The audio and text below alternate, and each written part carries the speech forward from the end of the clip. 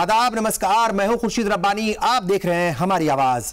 मजहब, जात, नस्ल और जबान के नाम पर हमारे मुल्क में होने वाली सियासत का इतिहास पुराना है। नेता अक्सर वोट हासिल करने के लिए किसी भी हद तक चले जाते हैं, लेकिन यूपी में जब से निकाय चुनाव के रिजल्ट आए हैं उसके बाद से मेरठ और अलीगढ़ चर्चाओं में है। अलीगढ़ में एक मुस्लिम पार्षद ने उर्दू में शपथ ली तो हंगामा मच गया।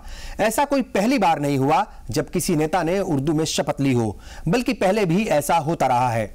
आज हमारी आवाज में बात इसी पर होगी कि क्या किसी जबान को किसी मजहब से जोड़कर देखा जाना चाहिए, और खास तौर पर क्या उर्दू जबान सिर्फ मुसलमानों की जबान है या फिर सियासत भाषाओं को एक अलग रंग देने का काम करती है।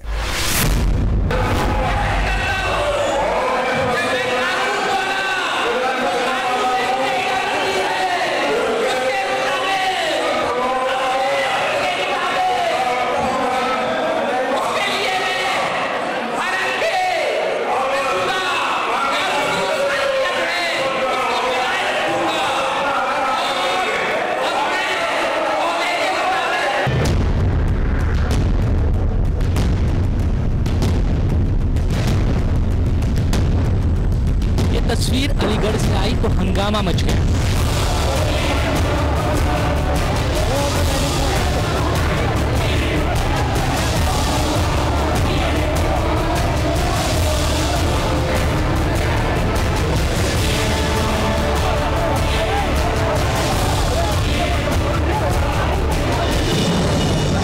बीजेपी को एतराज हो गया कि उर्दू में शपथ कैसे ली जा सकती है।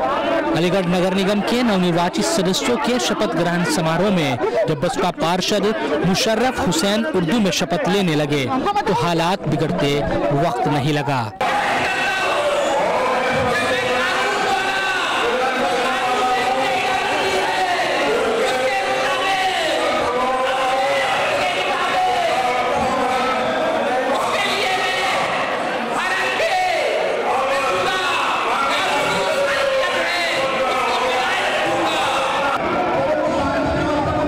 यहाँ तक कि हाथ पांव पुलिस प्रशासन के भी फूल गए और हुसैन ने यहाँ तक इल्जाम लगा दिया कि अगर पुलिस बीच में न आती तो आज उनकी जान चली जाती। बहुजन समाज पार्टी का हूँ इसलिए मुझे मार रहे हैं। बहुजन समाज पार्टी का हूँ इसलिए मुझे मार रहे हैं। उर्दू हिंदुस्तान की राष्ट्रभाषा नहीं, हिंदी राष्ट्रभाषा है, इसलिए ये एक सरकारी काम है तो हिंदी ज्यादा बेहतर है शपथ लेने के लिए।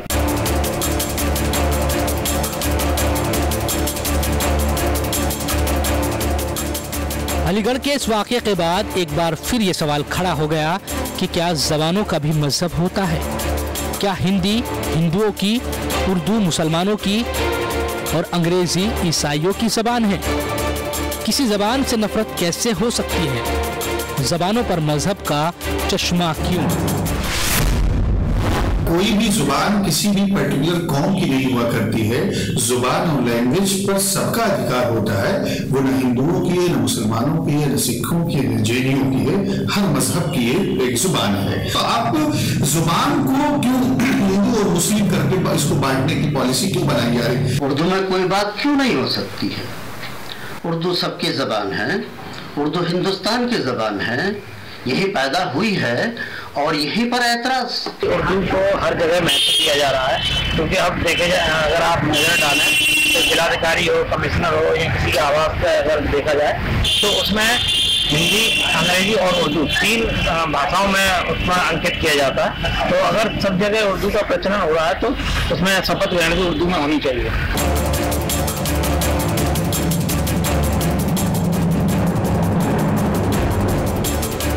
कई ऐसे सवाल हैं जो एक बार फिर पैदा हो गए। उर्दू को मुसलमानों की जबान करार देने की कोशिश आज़ादी के बाद से ही होने लगी थी। पिछले कई दशक से इस तरह के कई वाकयात पेश आए जब उर्दू को लेकर कुछ संगठनों ने ऐतराज जताया और उर्दू में शपथ लेने की मुखालफत की। लेकिन जब उर्दू के इतिहास को टटोला जाता है तो नजर आता है कि ये जबान हिंदुस्तान की अपनी जबान है। मुल्क की तहजीब के साथ ये जबान न सिर्फ हिंदुस्तान में पैदा हुई बल्कि यहीं पली पड़ी और आज कई राज्यों में दूसरी भाषा के तौर पर इस जबान को दूसरा दर्जा मिला हुआ है। वहीं जम्मू कश्मीर में ज़बान पहली ज़बान है।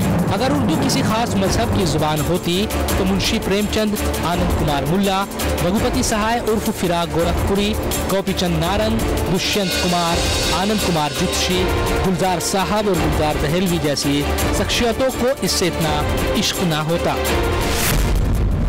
उर्दू तो हिंदुस्तान की ज़बान है, हिंदुस्तान में पली है, बड़ी है। इसके फ़रोग में जहाँ मुसलमानों का हिस्सा है, वहीं उससे कहीं ज़्यादा गैर मुस्लिमों ने भी इसको फ़रोग किया है। अलीगढ़ में जो ये वाक़या पेश आया, उस सिलसिले में जाहिर है कि कोई ऑफिशियल कोई चीज़ नहीं आई उर्दू में।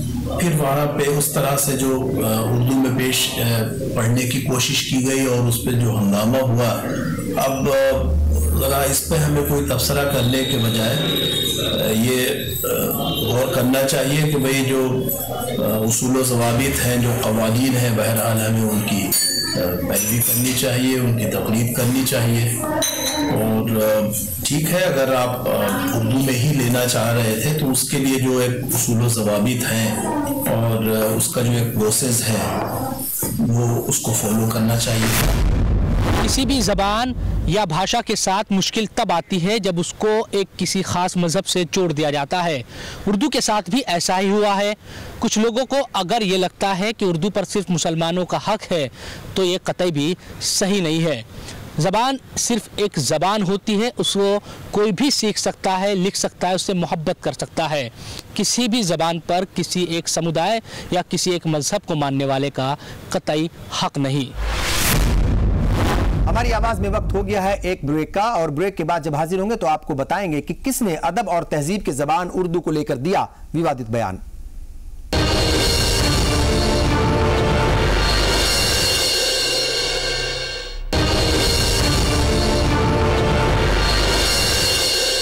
ब्रेक के बाद एक बार फिर आप सभी का स्वागत, इस्तकबाल। आप देख रहे हैं हमारी आवाज।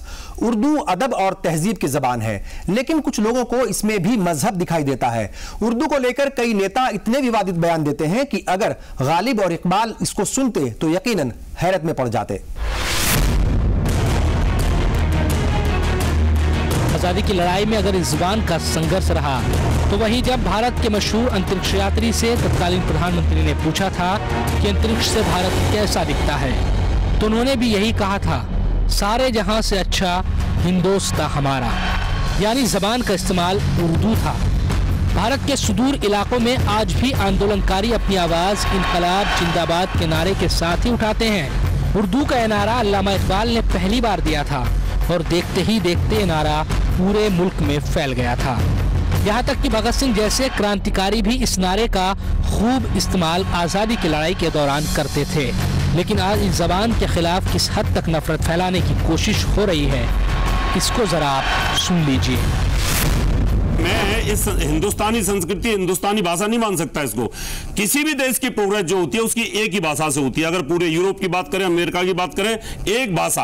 अगर कोई उर्दू में अगर वहां पर जाकर के शपथ ले रहा है तो निश्चित तौर पर वहां कहीं ना कहीं ये जहन में, दिमाग में ये बात आती है, ये कहीं ना कहीं वो मुस्लिम धर्म का कट्टर आदमी बना हुआ है और ये नहीं चाहता कि एकांत रहे और शांति बनी रहे। उर्दू हिंदुस्तान की ज़बान है। उसकी वजह यह है कि उर्दू हिंदुस्तान में पैदा हुई और उर्दू की तारीख आज से नहीं, बल्कि अगर आप अमीर खुसरो से लेके चलें, जब एक हिंदुस्तानी के तौर पर इस ज़बान को बोला जा रहा था, आज भी उर्दू को हिंदुस्तानियत दूसरे नाम से पुकारा जाता है। यानी उर्दू का मतलब है हिंदुस्तानियत। उर्दू का मतलब है कि उर्दू में हिंदुस्तान की तहजीब, सकाफत, तारीख, कल्चर, तमाम चीज़ें यहाँ मौजूद है इस ज़बान में। जिस रावत को उर्दू ज़बान आतंकवादियों और क्रिमिनलों की नजर आती है, इससे बुरा इस ज़बान के साथ और क्या हो सकता है। इकबाल ने सारे जहां से अच्छा हिंदोस्ता हमारा लिखते वक्त और भगत सिंह ने इनकलाब जिंदाबाद का नारा लगाते वक्त ये नहीं सोचा होगा कि 2017 में कई लोग उर्दू को आतंकवादियों की जुबान करार देंगे। क्या एच.एस. रावत भूल गए कि विदेश मंत्री सुषमा स्वराज को उर्दू बोलने पर कई नेताओं ने जब सवाल खड़े किए थे तो उन्होंने कहा था कि उर्दू भारत की जुबान है, जब मन करेगा बोलूंगी। तुम्हें वफा याद नहीं, हमें जफा याद नहीं। जिंदगी और मौत के दो ही तो तराने हैं, एक तुम्हें याद नहीं, एक हमें याद। क्या रावत साहब को याद नहीं कि खुद प्रधानमंत्री कई बार उर्दू शायरी का इस्तेमाल करते हैं? सफर में धूप तो होगी, जो चल सको तो चलो, सभी है भीड़ में, तुम भी निकल सको तो चलो। किसी के वास्ते राहें कहाँ बदलती है, किसी के वास्ते राहें कहाँ बदलती है, तुम अपने आप को खुद ही बदल सको तो चलो।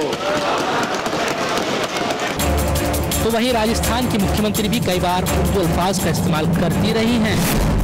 हर चेहरा हो हंसता गाता, हर चेहरे पे हो मुस्कान, नया गगन हो, पंख नए हो और सामने नई उड़ान, नया सोच हो, नई कल्पना, नए नीड़ का नव निर्माण, सपने हो साकार सभी के, सब बोले जय जय राजस्थान। क्या रावत साहब को ये भी मालूम नहीं कि आज भी फरीदाबाद और बीकानेर में रामलीला उर्दू ज़बान में होती है? हिंदुस्तान की आज़ादी की तारीख जो लिखी गई है, उसकी पहली शुरुआत उर्दू से हुई थी। उर्दू के चाहने वाले, उर्दू के बोलने वाले और उर्दू को जानने वाले लोगों से ही हिंदुस्तान की आज़ादी के नगमे लिखे गए हैं। और ये सोचना कि ये सिर्फ ज़बान हिंदू या मुसलमान, सिर्फ मुसलमान की है, ये सोचना सरासर गलत है।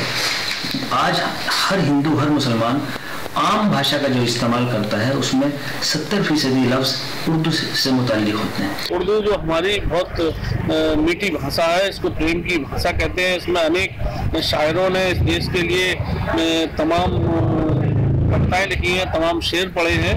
जैसे अल्लामा इकबाल जी ने लिखा है, सारे जहाँ से अच्छा हिंदुस्तान हमारा। ऐसे अनेक शायरों का इस देश में, जो उस समय जब आज़ादी की लड़ाई चल रही थी, उस समय मुसलमानों के लिए जज्बा पैदा करने के लिए और जोश भरने के लिए तमाम शायरी उन्होंने लिखी। जवान किसी की भाषा नहीं होती है। संस्कृत मुस्लिम बोल सकता है, उर्दू हिंदू बोल सकता है, जवान पर किसी का कोई अधिकार नहीं होना चाहिए। 1935 में मौलवी बादशाह हुसैन राणा लखनवी ने जब उर्दू ज़बान में रामायण पेश किया तो उनकी बड़ी तारीफ हुई थी। उर्दू रामायण में राम के वनवास को कुछ यूं बखान किया गया है। किस कदर पुरलुत्फ है अंदाज तुलसीदास का, ये नमूना है गुसाई के लतीफ अंदाज का। नक्शा रामायण में किस खूबी से खींचा राम के 14 साल वनवास का। ताजपोशी की खुशी में एक कयामत हो गई, ये कई को राम से अदावत हो गई। सुबह होते होते घर घर इसका चर्चा हो गया, जिसने किस्सा सुना उसको अचंभा हो गया। एच.एस. रावत जैसे लोगों को समझना होगा कि उर्दू आज भी भारत के दिल और उसकी रूह की जुबान है। आज भी कोई गाना हिंदी फिल्मों में बगैर उर्दू के नहीं लिखा जाता। मीर या मोमिन जैसे नाम हो, या फिर इकबाल या फैज जैसे क्रांतिकारी शायर हो, या साहिर लुधियानवी या फिर कैफी आजमी जैसे गीतकार हो।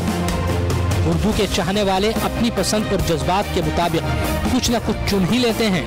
ब्लॉग और वेबसाइट इनमें अपना योगदान दे रहे हैं। जब कोई बात न सूझे तो सांसदों को उर्दू का सहारा लेते देखा जाता है।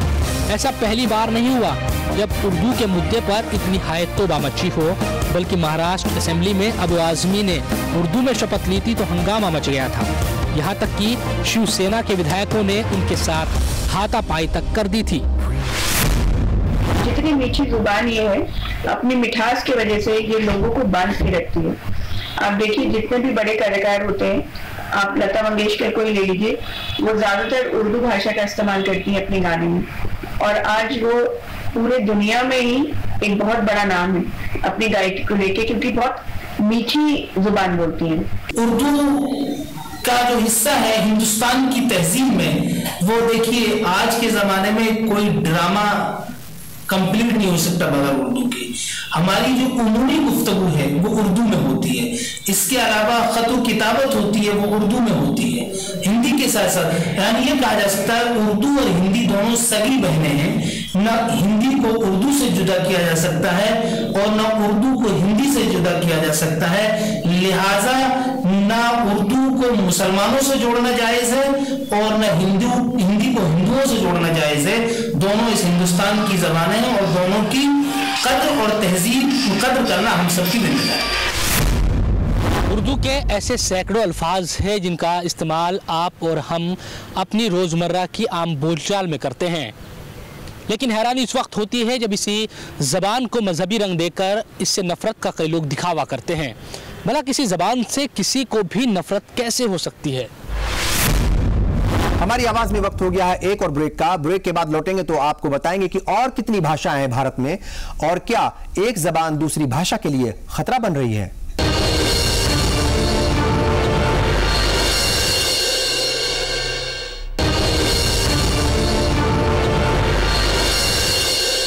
ब्रेक के बाद एक बार फिर आप सभी का स्वागत। इस्तकबाल, आप देख रहे हैं हमारी आवाज।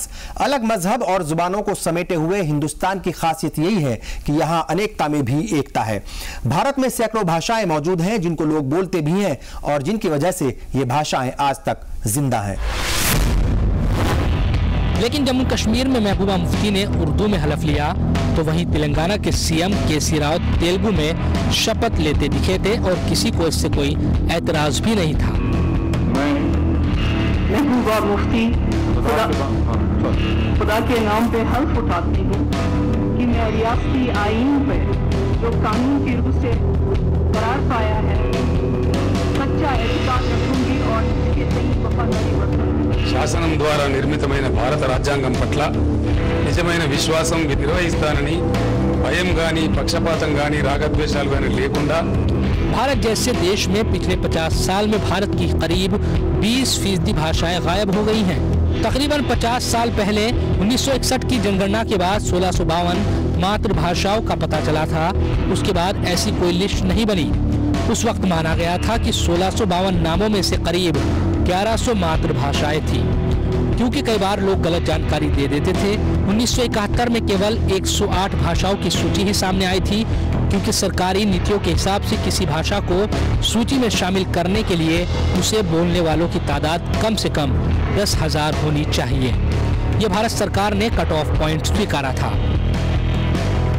पीपुल लिंग्विस्टिक सर्वे के मुताबिक 1100 में से सिर्फ 780 भाषाएं ही ऐसी देखने को मिली है।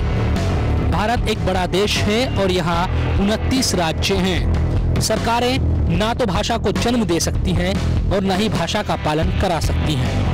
पिछले 50 साल में हिंदी भाषी 26 करोड़ से बढ़कर 42 करोड़ हो गए, जबकि अंग्रेजी बोलने वालों की संख्या 33 करोड़ से बढ़कर 49 करोड़ हो गई। इस तरह हिंदी की बढ़ोतरी दर अंग्रेजी से ज्यादा है, लेकिन यहाँ उर्दू के चाहने वालों की भी कमी नहीं।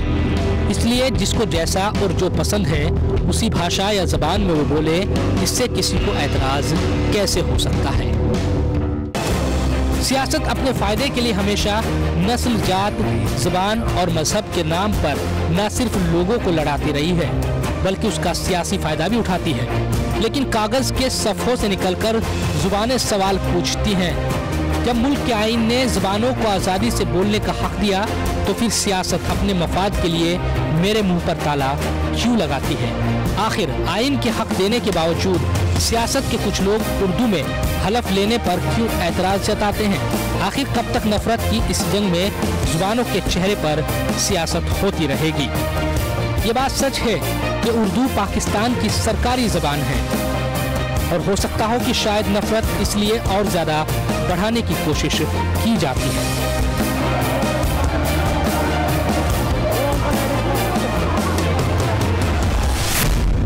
हिंदुस्तान को तरक्की की जानिब नहीं ले जा सकती, बल्कि इनसे हिंदुस्तान कमजोर होगा और हिंदुस्तान की तरक्की उसी वक्त होगी जबकि पूरा हिंदुस्तान की समाज को एक साथ ले जाया जाए। जैसा कि प्रधानमंत्री जी का नारा है, सबका साथ सबका विकास। मजहब, नस्ल या फिर ज़बान को बुनियाद बनाकर अगर सियासत आवाम को उलझाए तो यकीनन होशियार रहने की ज़रूरत है, क्योंकि ऐसा करके राजनेता अपनी राजनीति तो चमका लेंगे, लेकिन आवाम के दिलों में जो नफरत पैदा होगी वो कई बरस तक नहीं जाएगी। इसलिए सभी ज़बानों की इज्जत और सम्मान करना हम सब की जिम्मेदारी है।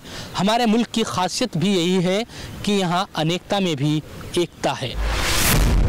एक ऐसा इश्क है उर्दू ज़बां का, मज़ा घुलता है लफ्ज़ों का ज़बां पर कि जैसे पान में महंगा इमाम घुलता है। नशा आता है उर्दू बोलने में, गिलोरी की तरह हैं मुँह लगी सब इस्तिलाहें लुत्फ देती हैं। हलक छूती है उर्दू तो हलक से जैसे मैं का घूंट उतरता है। बड़ी एरिस्टोक्रेसी है ज़बां में, फ़कीरी में नवाबी का मज़ा देती है उर्दू। यकीनन कोई भी जबान किसी मजहब की नहीं हो सकती। जबानें इंसानों की होती हैं जो उसे बोलता है। भारत में तेलुगु, मराठी, गुजराती, गढ़वाली, कुमाऊनी, उर्दू और हिंदी सबका अपना महत्व है, लेकिन किसी जबान को बोलने की वजह से आप इंसान से नफरत नहीं कर सकते। फिर उर्दू तो हिंदुस्तान में ही पैदा हुई और यहीं पर पली बढ़ी, और जब कई राज्य सरकारें इसे दूसरी जबान का दर्जा दे चुकी हैं तो फिर इस पर विरोध क्यों, इसकी मुखालफत क्यों? यकीनन जबान, मजहब या नस्ल की सियासत ना तो मुल्क के लिए अच्छी है और ना ही मुल्क में रहने वाले लोगों के लिए। हमारी आवाज में आज बस इतना ही। हम अगले हफ्ते फिर हाजिर होंगे कुछ नए इश्यूज के साथ। तब तक के लिए मुझे और पूरी टीम को दीजिए इजाजत। आदाब, नमस्कार।